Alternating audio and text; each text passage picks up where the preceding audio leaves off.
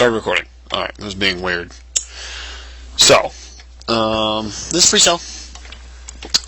I'm bored, so I thought, I'll bring you a random LP.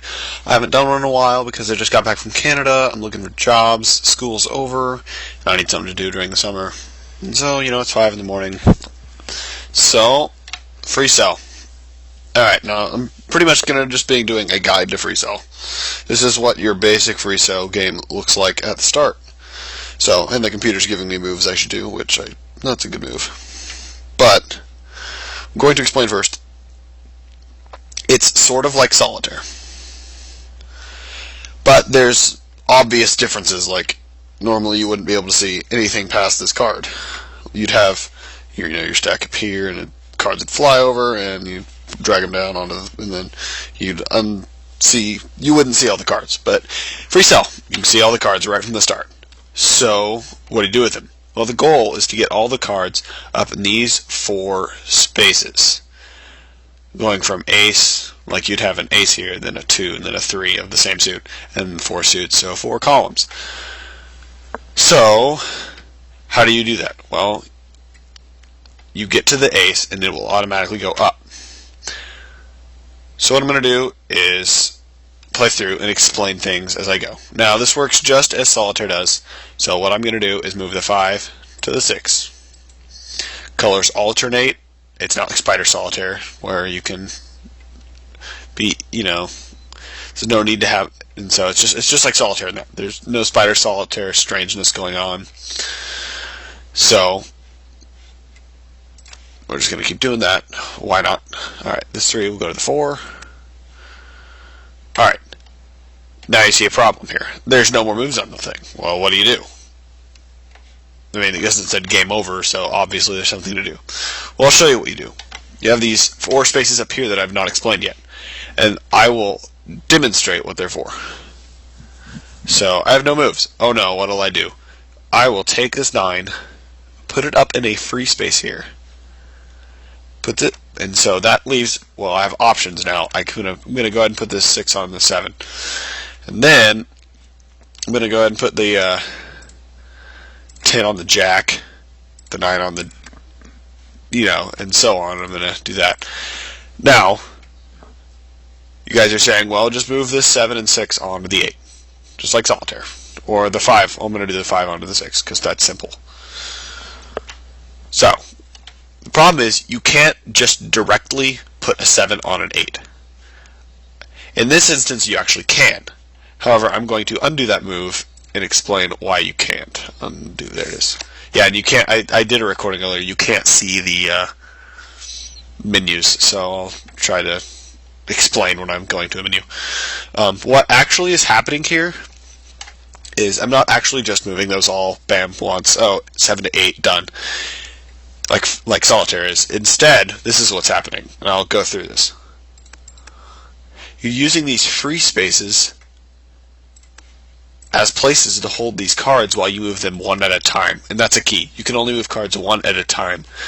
And that is what makes Freecell so difficult. The fact that you can only move one card at a time, even though the computer will speed things up.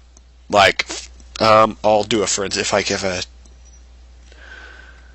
It probably won't show the menu if I do it, but oh well. I'll get to a point and I will show you guys what I mean by that. And I'll explain what the thing says, because you probably won't be able to see it, because Fraps doesn't record the menus for some reason. Alright, I have a huge stack here. Is there a black queen? There's one there, but I don't want to mess up just to show you that. But it's actually not a bad move to do that, so I'm going to go ahead and do this. Alright, so I obviously don't have enough free spaces to put the jack on the queen. And that says, if you can't, I'm not sure it will be able to read it or not. It says, it says invalid move. That move requires moving 9 cards. You only have enough free space to move 4 cards. What that means is I only have the space to do 1, dang it, move 1 card please. Yes, I understand, I can't move the whole stack. 1, 2, 3, and then I can move this 4th card, and then what? And that's my point exactly. Actually, I'm going to show you another cool thing, because I might be able to pull this off using this trick. I have a 6 here. I'm going to move on the 7. and then move these down.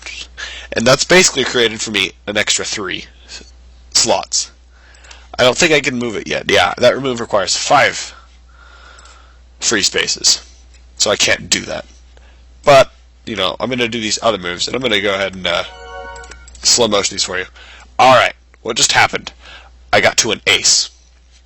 What that does, it'll automatically go up because it is an ace, and it's the starting block. There's absolutely no penalty for an ace being up there by itself. Therefore, it'll move the computer moves it automatically on its own, and I'll get into that later when it's relevant. When that's a relevant topic to talk about. So, we're going to continue on with this game. An opportunity has arisen here. See, now I might have a chance to move this because an 8 is here. So let's see if it'll work. And indeed it does, because I only needed one more space. And so I'm just going to move these right back. Bam! I've got a huge stack here. And now I'm going to go back to just going through cards willy-nilly. 2 automatically moves up because it doesn't penalize me as well. Alright. So this is what I consider a obvious move. I don't know. I don't have a name for it, but it's a move that you just do because, well, it's easy to. It's strategically perfect. Strategically perfect move. What I'll do is move that. Now, obviously, when I bring this 2 up, the ace is going to go up, and since it's the ace of diamonds, the 2 of diamonds is also going to go up. See, and now you know I'm back to that, or smarter. More smartly, now I have that. So I've freed up all my spaces, and I'm in good shape on that end of the circuit. So now I'm going to continue, and we're going to see where this takes us. So what to do next? And that's often what makes this game hard, is deciding what to do next when you're at a point like this. Because there's multiple things you can do, and they're not always right. This is saying to move the 3 up to the 2. And now I'm actually going to talk about this penalization thing I was talking about. Okay, so if I move this 3 up to the 2, why is that bad? Well, it could be bad. I don't think it would be horribly awful in this case. But it could be bad. Like, imagine if I had, see there's this 5 here. If I had a 4 there, and I put the 3 up to the 2. If I put the 3, the 4, and the 5 up, that's one less space to put like a red 4 on the 5, because you can't bring these back down. So you've got to watch that. Otherwise you can screw yourself over, blatant or straightly put. So, but in this case I'm going to tentatively move it here, but if I need the space I will put that back. I'll put it up there, because I don't think that's going to penalize me too harshly, because I have a 3 just sitting and waiting for a 2. And I only have one more 2, so it's actually not going to penalize me at all, because these are balanced out up there. Anyway, queen goes to king. The 6-5 goes to the 7. I'm going to put that 10 here, that jack here, and this is turning out very nicely. I'm glad I did that move. There's been no penalty for that so far, other than the missing space, but I don't mind. I mean, that's how you play this game. You have to balance spaces with moves. You know, if I do this, will I have enough moves to do what I want to do next, or will I be putting too many cards up here? And that's really the challenge of the game, is balancing that out. So, now I'm going to trying to decide what the next, yeah, it's a good move. Trying to decide what the next best option is. And I think, okay, so I'm going to do this. I can do that because put the 5, 6, 7, then the 8 down there, and then bam, it's good. Put that up, do that, put these down, switch them around, or do that. It's actually a really good move. Alright, now I want to explain another thing about this game. Can I do it well enough? Yes, I can. I'm going to move that later.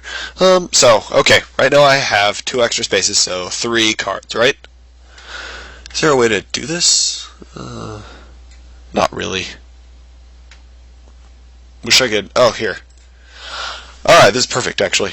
Invalid move. That move requires move cards. You only have enough space to move 3 cards.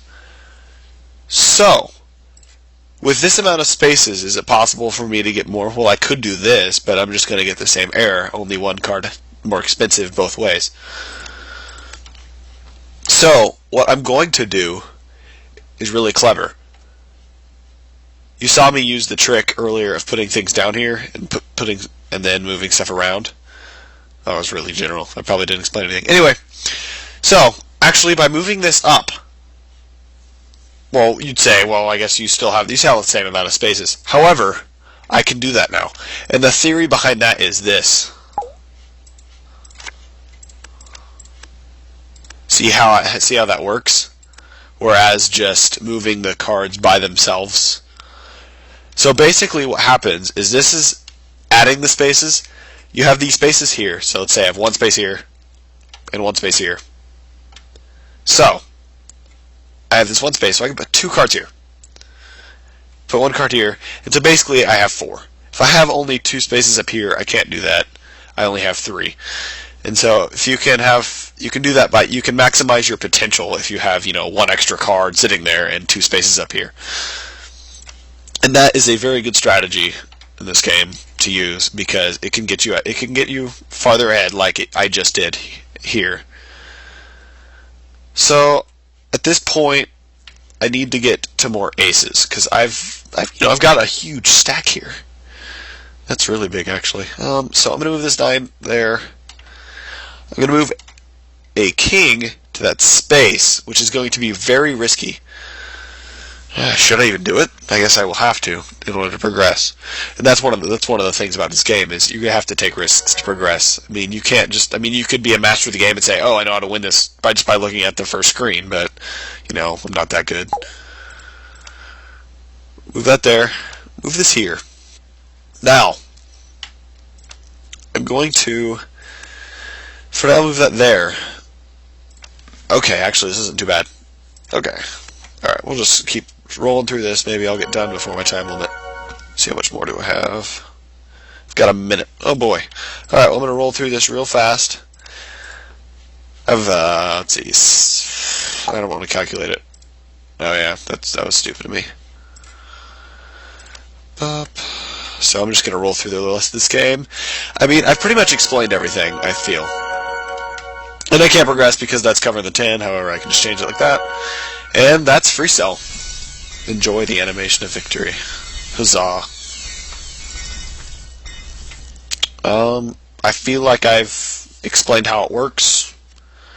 I mean, this is obviously a pretty quick guide, and if you've never played it before, or you've never played Solitaire, it's going to be rough for you the first couple of times, but I feel like this video will give you enough help that you can figure it out. I mean, I tried to figure this out by myself, and it took me a while, so I wanted to put up a video saying, hey, it's kind of like Solitaire, but not like Solitaire. So, I hope I explained the game properly. There's a couple of strategies I didn't explain, but, not every game needs every strategy, so you can figure those out on your own. Anyway, hope you enjoyed it.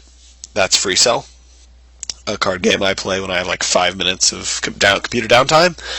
So, adios, and I hope you enjoyed.